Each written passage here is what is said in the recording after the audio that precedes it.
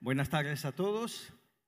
Una vez más, me presento esta semana a CINCA 2023. Muchas gracias por su presencia. Es un honor estar en Honduras. Es un sitio siempre que me trae mucho placer de ver la industria cómo camina siempre hacia adelante. En esta tarde vamos a hablar con relación al manejo microbiológico, uso de probióticos concentrados aplicado a la bioremediación en camaroneras.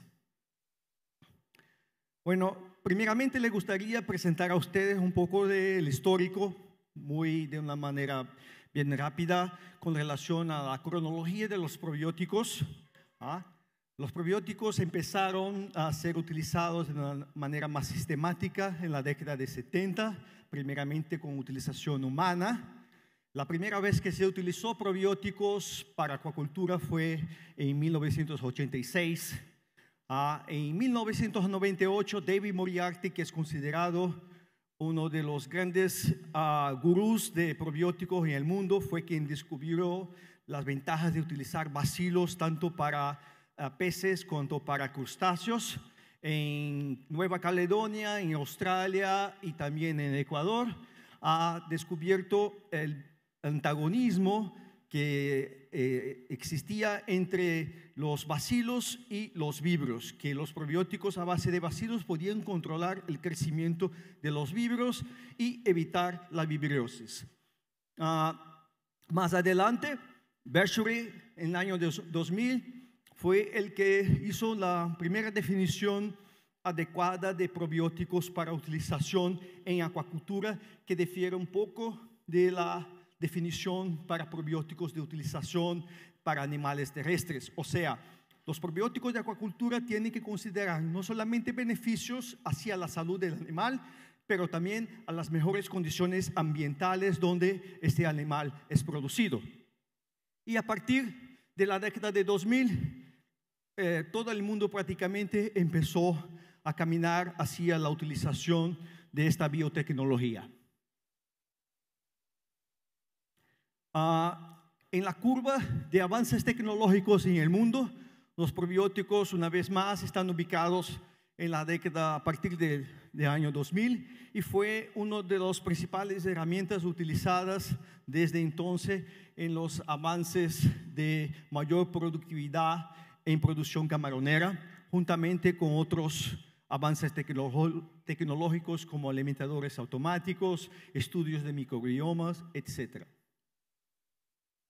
Cuando hablamos de éxito en trabajar con probióticos en bioremediación, hablamos de tener en cuenta un conjunto de factores, que parte de estos factores dependen de los proveedores, de los fabricantes de probióticos, que es conducir a la formulación y selección de probióticos concentrados, considerando cepas que sean criteriosamente seleccionadas con base en factores para especies acuáticas, de peces y de camarones. Mucho al principio se utilizaba bacterias que eran utilizadas para pollos, para cerdos, para mamíferos, que no son las mismas bacterias una vez porque las enfermedades son completamente diferentes. Entonces necesitamos de otros grupos, de otros tipos de linajes que sean adaptadas a combatir problemas y cuellos de botella en la producción acuícola, diferente de la producción de animales terrestres.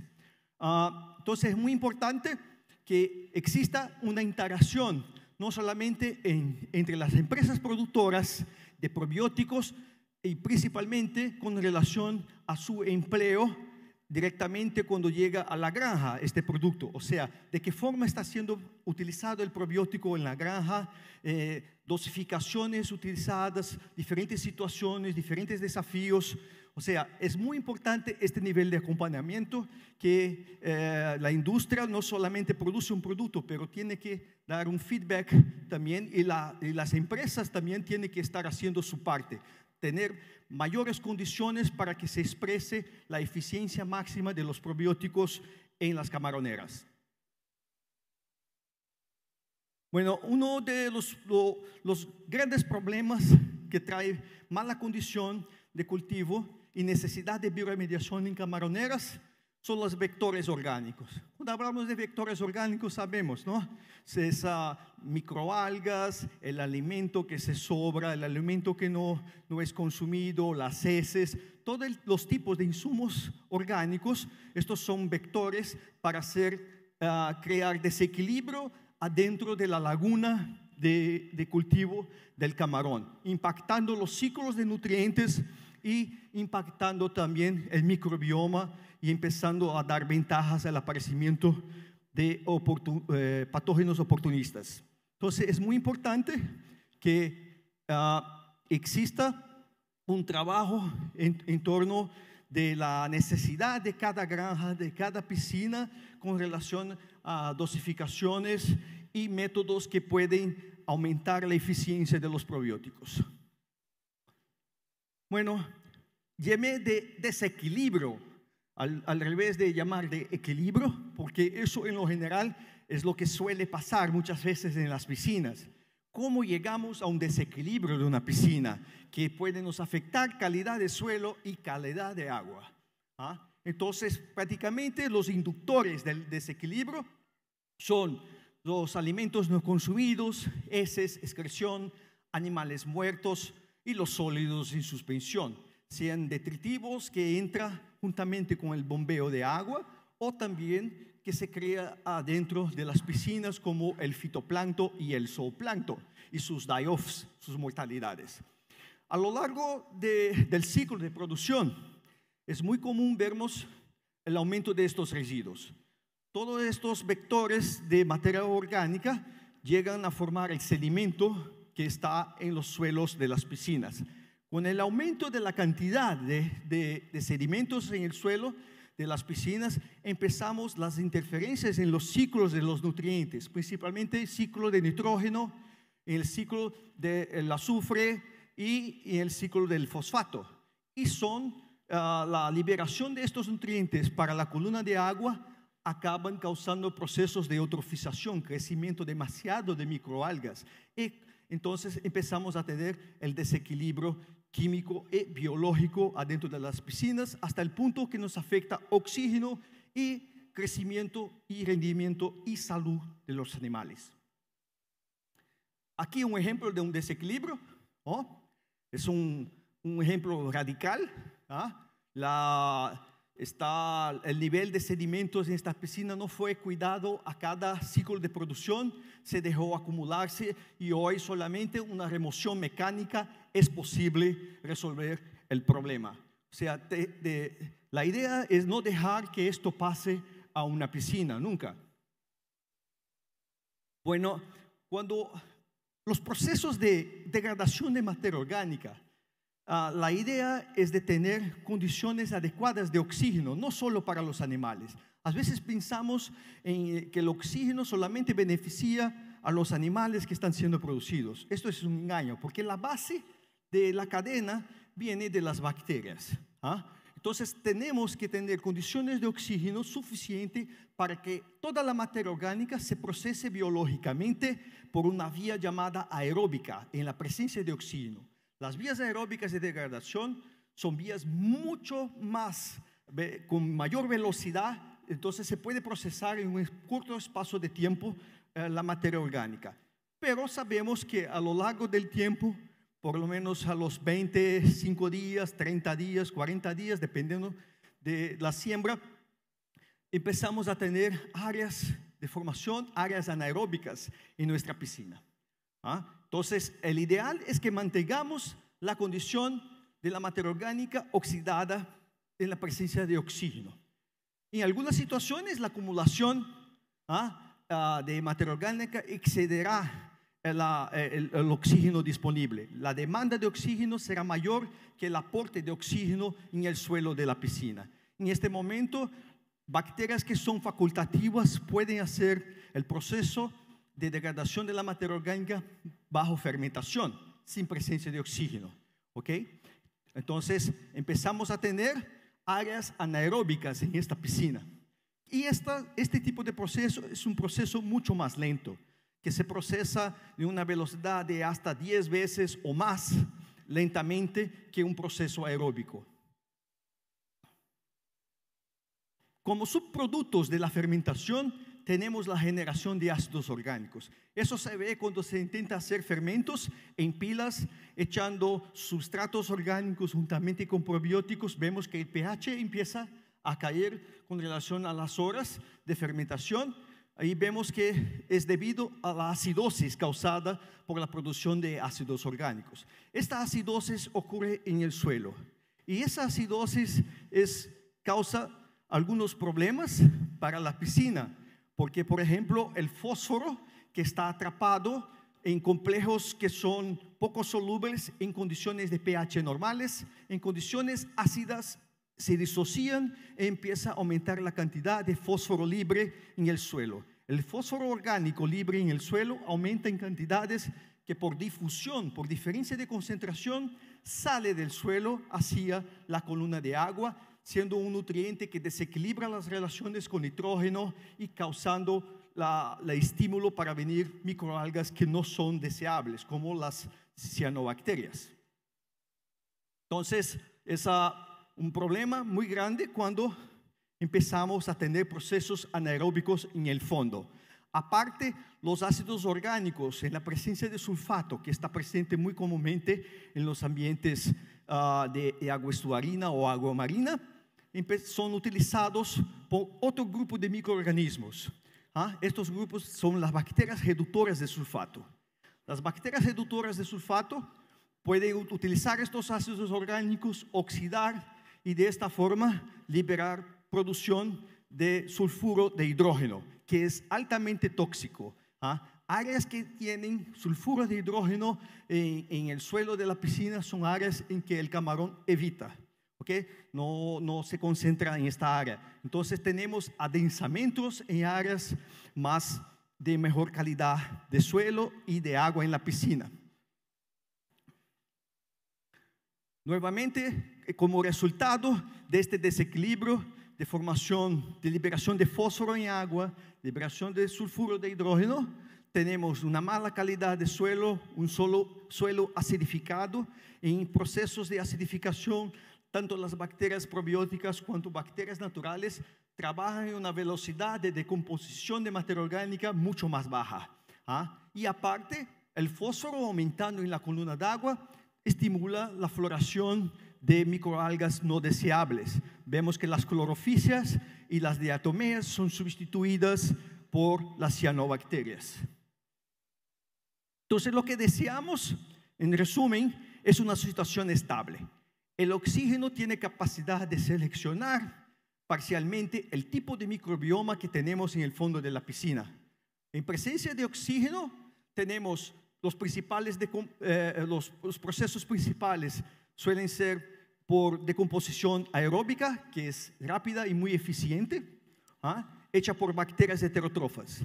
Cuando tenemos una situación inestable por fermentación, por el aumento de la demanda de oxígeno del sistema, tenemos los microorganismos son diferentes. Las bacterias heterótrofas empiezan a ser sustituidas por bacterias que sean heterótrofas facultativas, pero principalmente por bacterias oportunistas como el tipo Vibrio, leveduras y Clostridia, que son bacterias que traen problemas como los mencionados anteriormente, como producción de ácidos orgánicos. En situaciones más críticas, con el aparecimiento de las bacterias reductoras de sulfato, tenemos la producción de sulfuro de hidrógeno y también tenemos la liberación de fosfato hacia el agua. Como medidas de prevención y de control podemos destacar ajuste de aeración, o sea, es muy importante ajustar la aeración, ajustar la cantidad de oxígeno disponible con relación a la densidad de siembra y condición de calidad de agua. También mucho cuidado con sobrealimentación.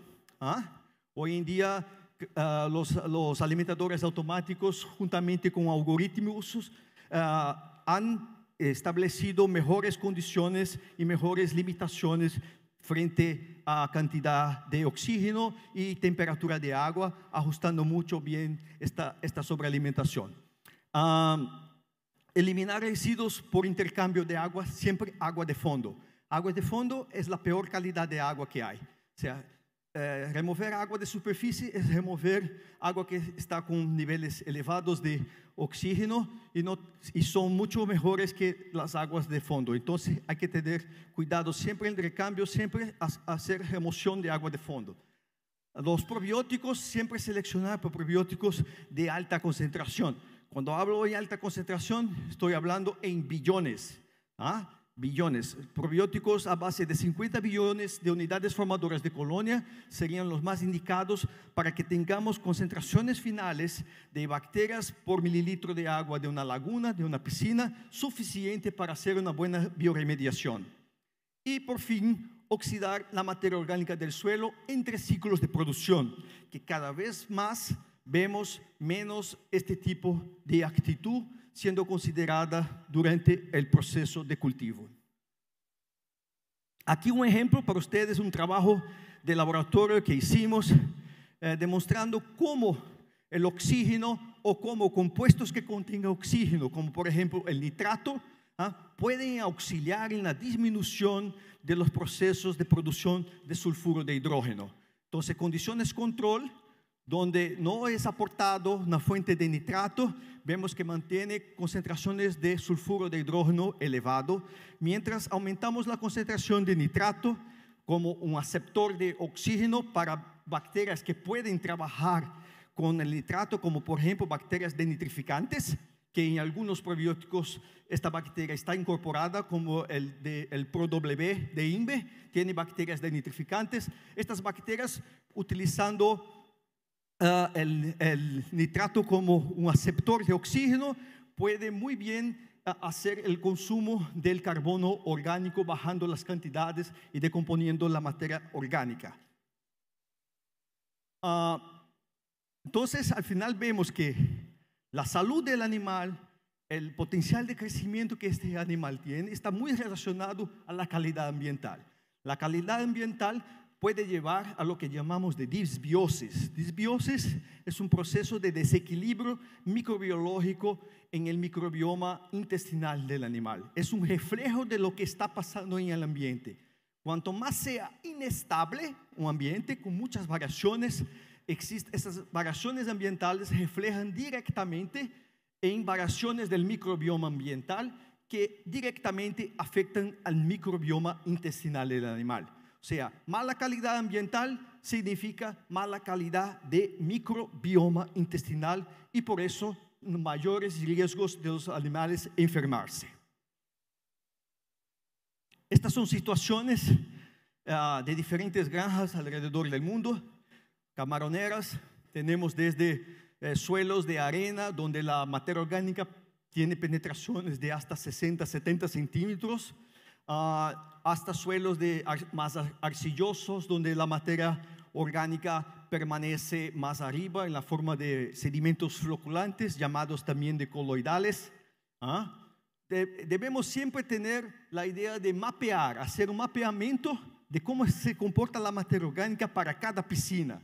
Ese es un comportamiento individual de piscina, de su diseño, de su tamaño, de su posición con relación al viento, de cantidad de aeradores, de cantidad de siembra. O sea, es muy importante definir las áreas que necesitan mejor atención. En lo general, áreas de préstamos. Aquí no vemos más el préstamo, el canal interno ya está asoreado completamente con sedimentos. Aquí vemos por posición de aeradores y posición de viento que distancias de 6, 7 metros entre un punto y otro tienen cantidades de materia orgánica completamente diferentes. Suelos arenosos donde tenemos mayor penetración, suelos donde tenemos mayor acción de organismos bentónicos que forman canales que llevan el oxígeno hacia dentro del suelo. Existe una diversidad muy grande. Y finalmente, situaciones donde se utiliza alimentadores automáticos. También vamos a ver adelante cómo manejar mejor la bioremediación en estas áreas. Boyd hizo estudios bien tempranos, 2003, con relación a materia orgánica, a manejo de suelo. Y Boyd indica que niveles de carbono orgánico ideales para acuicultura están ubicados entre 1 a 3% de carbono orgánico en suelo. ¿Ok? Eso es muy importante. Estos son suelos minerales que pueden ser adecuados para la actividad de producción de camarón. Suelos considerados arriba de 3% de carbono orgánico son suelos ya considerados inadecuados que pueden ser recuperados por la bioremediación. Suelos arriba de 15% de carbono orgánico ya son considerados suelos orgánicos, no más suelos minerales. Y son suelos totalmente que no son aconsejados a utilizar en la actividad de producción. Bueno, ¿cómo entra el papel del probiótico adentro de la recuperación de la calidad de los suelos? Los probióticos son utilizados como microorganismos fornecedores de enzimas. Las enzimas son responsables por cortar las biomoléculas mayores y unidades menores que pueden ser asimiladas, sea por microorganismos o por macroorganismos. Entonces, es muy importante el trabajo de estos decompositores. Pero la selección del probiótico, hay puntos clave que deben ser considerados en la compra de un probiótico. El primero, yo destacaría un probiótico que sea en polvo, no líquido. Un probiótico líquido no es posible de mantener su composición original a lo largo del tiempo. A cada hora este producto está cambiando, a no ser que sea mantenido bajo refrigeración. Pero mismo así, a lo largo de muchos días, muchas semanas, este producto se va a cambiar. ¿Okay? Entonces, productos en polvo, productos de alta concentración, como la que vemos aquí, productos de 50 billones de unidades formadoras de colonia, que cuando puestos, dosificados en una piscina por 200 gramos por hectárea, vamos a tener una concentración final en agua de 10 a la 3, o sea, de 1000 unidades formadoras de colonia por mililitro de agua de la piscina. Una única aplicación. Productos que son más diluidos que eso, de 10 a la 9, 1 por 10 a la 9, 1.5, 2, son productos que nos van a dar como conteo final 50 veces menos bacteria por unidad de volumen de la laguna. Entonces, muy importante la selección ya envasada en concentración. Otro es qué grupo de bacterias son utilizadas. También es un punto muy, muy importante. Hoy sabemos que los bacilos son ampliamente utilizados, pero lo que difiere es bacilos. Cuando consideramos, por ejemplo, un Bacillus subtilis de un producto para el otro, no quiere decir que tienen las mismas propiedades, ¿ok? Porque los bacilos, existen diferentes linajes, diferentes strains de los bacilos que le imprimen diferentes características de tolerancia ambiental y también de síntesis de sustancias de inhibición bacteriana y también de síntesis de exoenzimas. Entonces es muy importante conocer de cuál es la origen. La mayoría de los proveedores de probióticos no producen su propia strain, compran en el mercado internacional. ¿Ok? INVI Aquaculture mantiene la propiedad intelectual de todos los linajes utilizados en su probiótico. Otro punto es que estas cepas sean tolerables a las variabilidades que existen de parámetros físico-químicos adentro de las piscinas. Con relación a las enzimas, cuanto mayor la amplitud de enzimas y cantidad de enzimas secretadas por los bacilos seleccionados, mejor va a ser el trabajo de decomposición de la materia orgánica adentro de una piscina. Aquí vemos un ejemplo. Yo estaba platicando con un experto en probióticos en Ecuador y le pregunté cuáles serían los requisitos que él utilizaría para probar un probiótico. Él me dijo: Marcos, para mí los probióticos tienen que por lo menos estar trabajando a temperaturas arriba de 21 grados para arriba. Porque, por ejemplo, el año pasado con la niña que hubo en el Pacífico, la mayor niña, la más fuerte la niña de los últimos 15 años, las temperaturas en piscinas en Ecuador llegaron a 21 grados. ¿Ok? Entonces sabemos que son en 21 grados. La degradación de materia orgánica se procesa mucho más lentamente que en temperaturas de 28 o 30 grados. ¿ah? Entonces es importante tener bacterias que estén adaptadas a esta situación para que tenga un buen efecto en bioremediación. Otros aspectos considerados: salinidad, pH y la facultad de también hacer procesos anaeróbicos, ¿ah? También son puntos importantes. Una práctica muy común y que está cada vez más en desuso es la utilización de fermentos, ¿ok? La utilización de fermentos nosotros vemos no solamente a veces en granjas, pero también en laboratorios, ¿ah? Pero es una práctica que a principio se utiliza para bajar costos, ¿ah? Pero debemos analizar posteriormente qué significa, qué estamos produciendo. Realmente estamos bajando costo, pero estamos bajando costo ¿de qué? ¿Qué estamos produciendo al final de una fermentación? ¿Realmente estamos multiplicando las bacterias comerciales que hemos comprado como producto comercial de un proveedor? La respuesta es no. Tenemos un producto completamente diferente del producto original. Entonces, al principio mantenemos esta placa, una placa de crecimiento de los tipos diferentes de linajes de bacilos que crecen de un producto comercial. Originalmente tenemos una diversidad, una abundancia relativa de diferentes tipos de bacterias. Al final de 24 horas es eso lo que tenemos. Es una composición original totalmente diferente. Es una predominancia de una o de dos cepas con relación a lo original y muchas veces muchos más organismos contaminantes creciendo en la misma placa o en la misma pila de fermentación. Cuando analizamos el microbioma molecularmente, vemos que en 24 horas las bacterias originales del probiótico comercial prácticamente han desaparecido. Lo que predomina son otros grupos bacterianos que por aeración, por suspensión en aire, de alguna forma estos contaminantes entraron adentro de la pila de fermentación y son los que están prevaleciendo adentro de la comunidad de fermento y no vemos prácticamente más. Están presentes, ahí vemos aquí abajo Bacillus licheniformes en verde, el Bacillus amyloidoiquefaciens, entonces está aquí. Era para ser su abundancia relativa la mayor, pero estamos aquí. O sea, ¿qué estamos haciendo con el producto comercial que estamos comprando? Con la tecnología de selección, los criterios utilizados. Estamos echando todo fuera. Lo que estamos trabajando es con un producto que no tiene más nada que ver con el producto original. Y por supuesto que todas sus propiedades sean perdidas.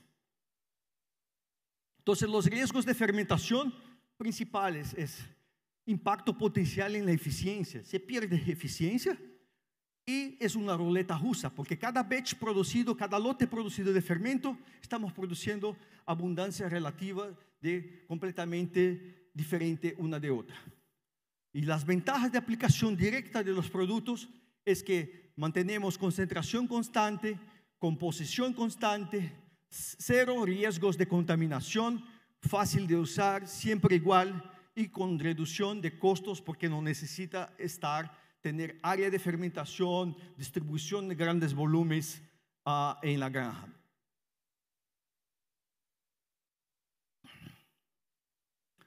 Bueno, el nitrógeno es otro punto muy importante, el ciclo de nitrógeno. A veces los productores dicen, tengo problema de amonio en mi piscina, me sube el amonio, quiero utilizar un probiótico para bajar, o tengo un problema de nitrito, un sistema más intensivo y quiero un probiótico para bajar. La verdad es que las bacterias más eficientes para establecer un buen ciclo de nitrógeno no son las heterotróficas, pero son las nitrificantes. Las nitrificantes son otro grupo de bacterias que no consumen carbono orgánico en su mayoría, consumen carbono inorgánico, el carbono que viene del carbonato y del bicarbonato. Entonces, son bacterias dependientes de aeración, de oxígeno. Son bacterias que sin oxígeno se mueren, no pueden establecer un buen trabajo. Entonces, en condiciones aeróbicas, las bacterias de heterótrofas de los probióticos o naturales del sistema degradan la materia orgánica, como he comentado anteriormente, liberando el amonio. Y así empezamos el ciclo del nitrógeno. Esta amonia liberada en la presencia de oxígeno es convertida oxidada a nitrito. Sabemos los grupos de bacterias, ¿no? Nitrosomonas participan de este proceso. Después el nitrito es oxidado por otro grupo llamado Nitrobacter, y hacia nitrato, que es una forma mucho menos tóxica, así como el nitrito en relación a la primera forma nitrogenada amoniacal. El nitrato puede ser absorbido por microalgas o este nitrato puede ser procesado por un proceso llamado desnitrificación. Ese proceso de desnitrificación, algunas bacterias tienen competencia para hacerlo, como el Bacillus echeniformis seleccionado en el producto en el ProW. ¿Okay? Entonces, la ventaja de hacer la desnitrificación es que la bacteria mismo en ausencia de oxígeno disuelto puede utilizar el nitrato como molécula aceptora de oxígeno y de esta forma no procesar anaeróbicamente el carbono. ¿Okay? Sí, aeróbicamente por desnitrificación. Entonces, esa es una ventaja porque no producimos acidosis del suelo. ¿Okay? Evitamos la acidosis del suelo y con eso evitamos la formación, el desarrollo de bacterias reductoras del sulfuro y con eso también reducimos la producción de sulfuro de hidrógeno.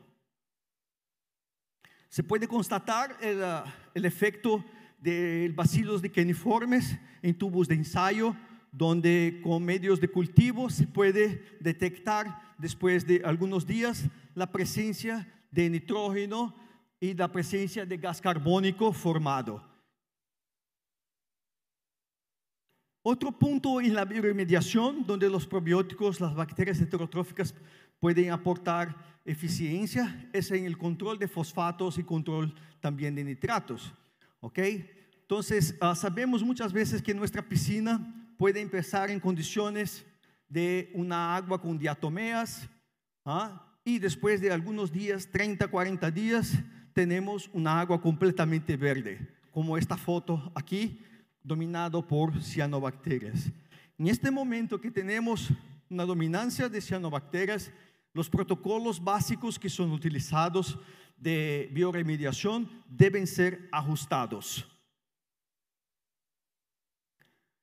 Aquí voy a solamente ejemplificar con un caso real en Ecuador, donde manejamos, monitoreamos el nitrato, monitoreamos el fosfato a cada 2 semanas en 3 piscinas diferentes. Y vemos que a los 31 días empezamos a ver un incremento muy significativo principalmente del fosfato, que nos lleva a modificar las concentraciones de microalgas existentes y principalmente las cianobacterias. Las cianobacterias son microorganismos que en condiciones de mucho fosfato en agua, relación de nitrógeno, fosfato pequeña, quiere decir mucho fosfato, ganan ventaja frente a los otros tipos de microalgas como las clorofitas. Entonces vemos, el momento que nos sube la cianobacteria, las clorofisias bajan. No pueden competir en una situación que tenemos concentraciones elevadas de fosfato. O sea, la única forma de controlar las cianobacterias en este momento es limitar el aporte de fosfatos. Y eso se puede hacer con bioremediación. Entonces, esta bajada de los niveles de nitratos y de fosfatos con la bioremediación reflejan directamente en la abundancia relativa de las cianobacterias y también de las clorofisias en las 3 semanas donde se cambió los protocolos originales establecidos. O sea, el protocolo original, a los 28 días, triplicamos la dosificación durante 3 semanas. Del día 28 hasta el día 42, las 3 aplicaciones semanales, las 3 aplicaciones, una por semana que fue hecho estas semanas, ayudaron a bajar los niveles de fosfato y de nitrato en agua. Y así reflejar directamente en un beneficio en la composición de microalgas que tenemos. Entonces, hay un cambio muy claro, muy nítido de la piscina en términos de comunidad microalgal que se alcanzó del día 26 hasta el día 45. Uno de los puntos principales dentro de la piscina, para mí es el corazón de una piscina, es el oxígeno disuelto de esta piscina. El oxígeno no solamente afecta la salud del animal, la competencia de este animal para crecer, una mejor eficiencia alimenticia, una mejor capacidad inmunológica, pero también afecta directamente la modulación del microbioma. Define qué tipos de microorganismos vamos a tener. Esto es muy importante. Y vemos que en lo general, ese es un ejemplo de una granja, 13 piscinas diferentes, mediciones de oxígeno a las 3 de la mañana, 6 de la mañana y 5:30 de la tarde. Y vemos las grandes amplitudes que tenemos. La misma piscina que ha alcanzado 7 ppm de oxígeno durante las 5:30 de la tarde, alcanza 1.5, 2 ppm por el inicio de la mañana, a las 6 de la mañana. Estas variaciones en oxígeno causan variaciones en microbioma. Microbioma que son poco estables, que son oscilatorios, le dan oportunidad a bacterias oportunistas de llenar los espacios, los nichos que están abiertos. Entonces creamos más oportunidad para que patógenos se establezcan. ¿Okay? Hay formas de disminuir estas fluctuaciones. A veces para algunos casos eso no funciona, como por ejemplo cuando se forma estratificación térmica. En algunos momentos la estratificación térmica es benéfica, principalmente en momentos de lagunas que están con altísimas temperaturas de agua. El animal busca zonas de mayor confort y mayor profundidad. En este momento, por supuesto que no es adecuado romper la estratificación térmica porque vamos a estresar por el efecto de la temperatura a los animales. Pero en situaciones que tenemos temperaturas de agua no tan radical, no tan caliente, se puede romper la estratificación térmica sin traer problemas al confort de los animales. Mucho por lo contrario, porque podemos llevar el oxígeno saturado por la fotosíntesis durante la tarde, podemos llevar eso para el agua del fondo que está con niveles de oxígeno mucho menores y así disminuir los problemas de oxígeno por la noche y por la mañana, como vemos en el caso a las 6 de la mañana.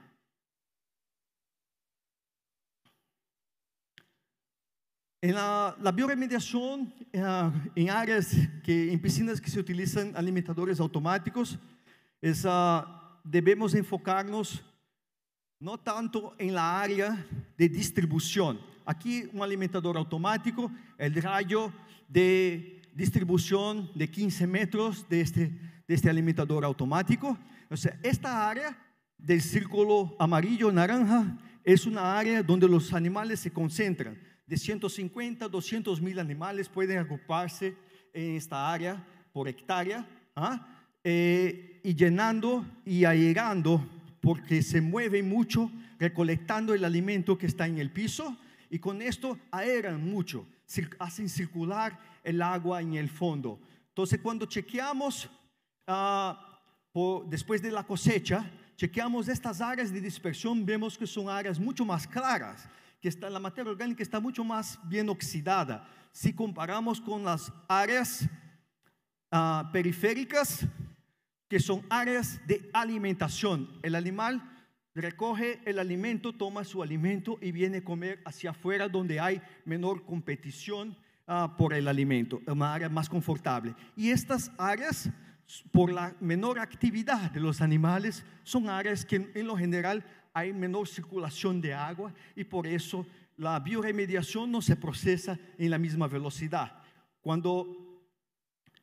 Por supuesto que el tamaño de esta área va a variar en función del número de días del ciclo, porque para cada tamaño de alimento tenemos un radio, un diámetro de dispersión diferente de este alimento. Entonces, el trabajo de bioremediación a lo largo de las semanas de crecimiento, que vamos cambiando el tamaño de alimento, también hay que ser cambiado. Hay que llevar eso en consideración.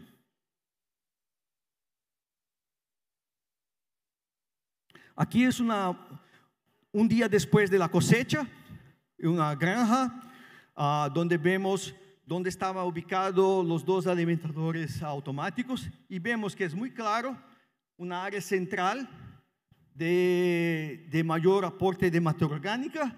Esta área central en lo general es la área que está ubicada luego abajo del alimentador automático, donde los pellets se chocan con la estructura y no tienen una buena dispersión.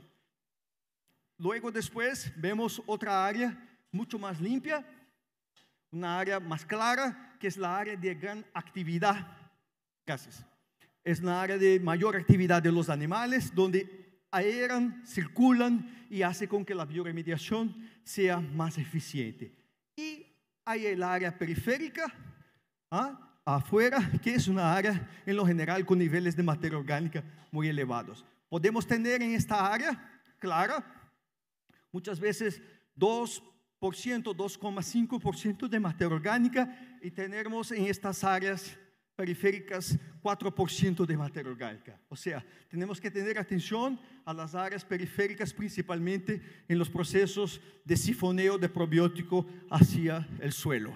Entonces, las áreas de impacto de la dispersión, y aquí serían las áreas necesarias para hacer una mejor bioremediación durante el cultivo. Bueno, actualmente hay algunos cuellos de botella para que la bioremediación entre ciclos de producción sea efectible, sea eficiente. ¿Okay? Uno de los principales es el tiempo de secado, cada vez más corto. Hoy en día veo en mis viajes alrededor de varios países, veo 3 días, 5 días antes del llenado solamente. O sea, no es tiempo suficiente para hacer un buen trabajo de suelo. Estamos llevando, si tomamos solamente 3-5 días para empezar a llenar la piscina de nuevo después de cosecha, estamos llevando cargas de vibrio, cargas de virus, y estamos llevando más materia orgánica hacia el próximo ciclo. Y eso no es una buena práctica. ¿Okay? Sabemos que hoy la industria no solamente calcula los días sin producir como puramente costo fijo, también lleva en consideración un costo de oportunidad que están sin producir. Entonces calculan, algunas granjas que me dieron números, sería de $45 hectárea día. O sea, una piscina de 10 hectáreas podía estar perdiendo $450 al día como costo de oportunidad. Y a lo largo de 10 días serían $4.500 una piscina de 10 hectáreas.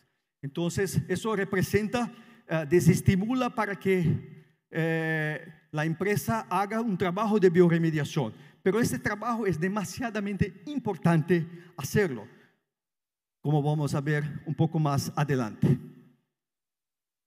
Un estudio hecho por Boyd en el año 2015 ha demostrado que la espirometría del suelo, o sea, la capacidad que la bacteria heterotrófica tiene de procesar el carbono orgánico, aumenta a la medida que secamos el suelo de la piscina, de la laguna. Cuando llegamos en más o menos 35% de humedad de una piscina, de una laguna, durante el secado, empezamos a ver un aumento de la capacidad de consumo de carbono orgánico por parte de las bacterias, aumentando en 8 hasta en 9 veces la capacidad de procesar carbono en el mismo tiempo.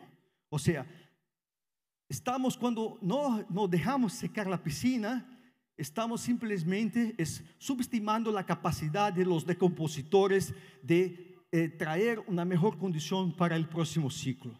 Estamos perdiendo muchas ventajas del punto de vista de capacidad soporte para el próximo ciclo, porque llevamos más materia orgánica ya inicial a este ciclo. En diferentes curvas, diferentes condiciones de carbono orgánico, el comportamiento de la curva es muy similar. Entonces, Boyd indica que sería necesario de 10 hasta 15 días para hacer un buen trabajo de secado, una buena oxidación de suelo y consumo de materia orgánica. Después que el suelo alcanza una deshidratación casi total, abajo de los 10% de humedad, la actividad bacteriana ya baja mucho. Entonces no es necesario dejar un suelo completamente, del punto de vista de materia orgánica, ¿no?, completamente seco. Del punto de vista de bioseguridad, sí, pero del punto de vista de materia orgánica, llegamos ahí en 8%, ya es suficiente para tener una buena oxidación. Aquí es una de las buenas prácticas que en la mayoría de los casos no veo más eso ocurriendo en granjas, que es la corrección del pH del suelo a través del encalado. ¿Okay? Esa era una práctica que se veía mucho en el principio de los años 2000 hasta 2008, se veía mucho eso. Casi no se ve más. Cuando preguntas cuál es el pH del suelo, casi nadie sabe decirte cuál es el pH del suelo. Y el pH del suelo puede afectar directamente también la cinética, la dinámica de las bacterias decompositoras en estar capacitadas en decomponer el carbono orgánico disponible en el suelo. Podemos aumentar en 3 veces la capacidad de estas bacterias decompositoras si ubicamos el suelo en un pH adecuado. Entonces vemos, el pH adecuado estaría localizado más o menos entre 7.5 hasta 8.2, donde tendríamos la mayor eficiencia de la bacteria decompositora, una bacteria probiótica para hacer la degradación de esta materia orgánica. ¿Okay? Y después de cosecha, yo recomiendo siempre que se colecte material todavía húmedo, se seque este material siguiendo los procesos indicados por Claude, que son de secaje, 60 grados Celsius, después pasar en una malla de 2 milímetros, mezclar en relaciones 1 para 1 o 1 para 1.2 o 1.5 entre volumen de suelo y agua destilada. Durante 30 minutos estar mezclando eso y después chequear el pH. Así se determina mejor el pH que simplemente tomando un pHámetro de suelo y poniéndolo directamente en el suelo de la piscina. Eso no es tan acurado, tan preciso.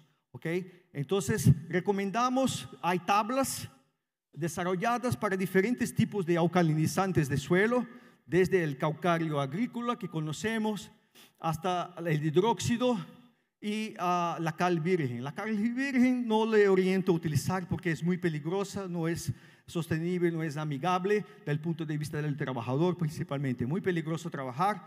Yo recomiendo el hidróxido porque el hidróxido tiene una actividad parcial biocida porque eleva demasiado el pH. Cuando utilicen hidróxido solamente hay que tener el cuidado para dejar que después de la reactividad con el suelo en presencia de agua, el pH se baje hasta 8.5 nuevamente, que esto va a llevar de 2 hasta 3 días para que se baje. Y ahí sí podemos incorporar un probiótico en el suelo, juntamente con, por ejemplo, una fuente de nitrato que te puede acelerar el proceso de decomposición, porque la relación ideal de nitrógeno y carbono en el suelo sería de 10 carbono para 1 nitrógeno. ¿Okay? ¿Qué es la relación de la composición de la bacteria? Esa sería una mejor relación. O sea, el nitrato no solamente funciona en este caso como aceptor de electrones, de oxígeno, como también funciona exactamente mejorando la relación de carbono y nitrógeno y acelerando el proceso de velocidad de consumo del carbono orgánico por los decompositores. Aquí les dejo la información, quien tiene interés de la metodología de Claude Boyd para hacer el pH. Hay otros trabajos de él que él también menciona, pero ese es uno. ¿Okay? Es muy simple, todos pueden hacer eso y trae bastante ventajas desde el punto de vista de manejo adecuado de suelo.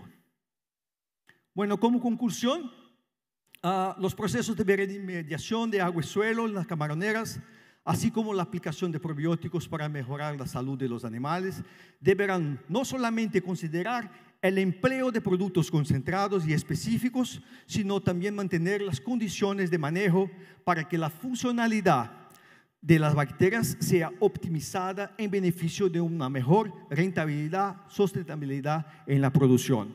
Eso es un mensaje, o sea, no es solamente comprar un producto y dejar toda la responsabilidad para el producto. Si no le damos condiciones adecuadas para que se exprese en su mayor desempeño el producto, no vamos a estar sacando toda la plata que hemos pagado por este tipo de insumo. Se puede sacar, la mayoría de las veces se puede sacar mucho más respuesta de los probióticos en situaciones que aportamos condiciones más ideales para aumentar su eficiencia. Muchas gracias y buenas tardes.